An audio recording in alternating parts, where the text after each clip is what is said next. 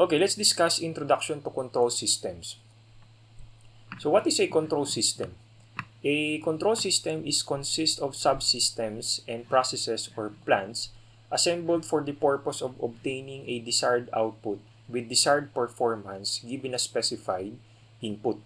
So below here is the simplified block diagram of a control system. No? We have the input or sometimes called as the stimulus. No? Ito yung desired response na gusto nating i-behave or i-output ni control system. And of course, dahil meron tayong in-input, no, kailangan meron niyang actual response or the output. Let's say gusto nating sumakay sa elevator from first up to fourth floor.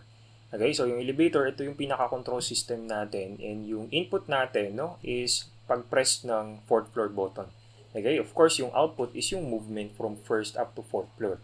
Okay, so sa control system, merong two major measures of performance, no, which is the transient response and the steady state response. In the context of this example, yung transient response niya is yung movement niya from first floor up to fourth floor.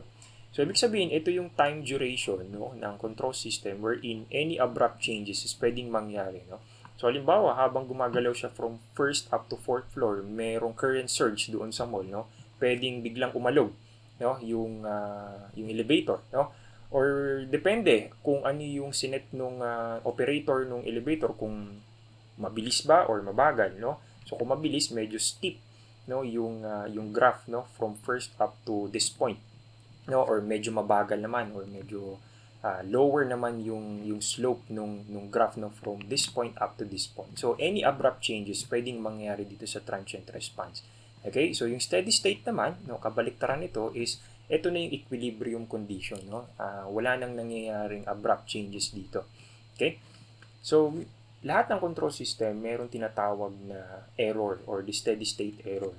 So in the context of this example, no, i-drawing ko para mas maintindihan nyo yung steady state error. So, halimbawa, ito yung first floor. Ito yung first. Ito yung fourth floor. Okay?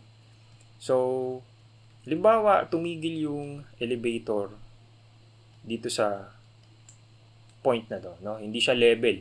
So, yung distance or yung discrepancy, ito yung steady state error. Okay, so lahat ng control system, yung output is hindi naman na-achieve yung perfectly or accurate output. Okay? So yung discrepancy or the difference nung yung actual output versus yung pinakagusto talaga nating mangyari is yun yung steady state error. Okay? So sana na-gets yung part na yun. Okay, control systems are built for 4 reasons. The first reason is for power amplification. Like for most electrical and electronic devices, no, kailangan niya ng large amount of power in order to operate well. No, sometimes kinukulang yung input power kaya hindi nag-ooperate ng maayos, no? Kaya dito papasok yung control system, no, inside of the electronic device in order to compensate, no, the lack of power. Okay, the second reason is for remote control.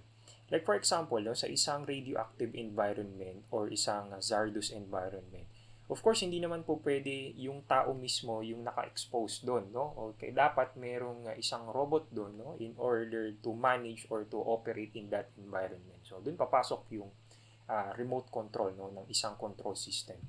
Okay? The third reason is to compensate the disturbance. No? Dito na papasok yung term na feedback. Like for example, consider an antenna system, no? That points in a commanded direction. Halimbawa, yung antenna is nahanginan, no? Or humangin. So, ibig sabihin, nag-iba yung direction or pumaling sa isang direction yung isang antenna. So, kung walang feedback mechanism yun, no, hindi niya mako-compensate or hindi niya mababalik sa dati yung direction. Okay? Itong number 3 is madalas nakikita nyo to sa mga amplifiers or sa operational amplifiers. Diba, pansin nyo sa op-amps is pag walang feedback, any input noise na pumasok doon sa op-amp is makikita doon sa output, whereas compared pag may negative feedback is yung noise is mako-compensate or maaalis doon sa output. Okay, the last reason is for convenience. Okay, for example, in a temperature control system, the input is a position on a thermostat. So, yung output is yung heat na nilalabas niya. No? Thus, a convenient position input yields a desired thermal output.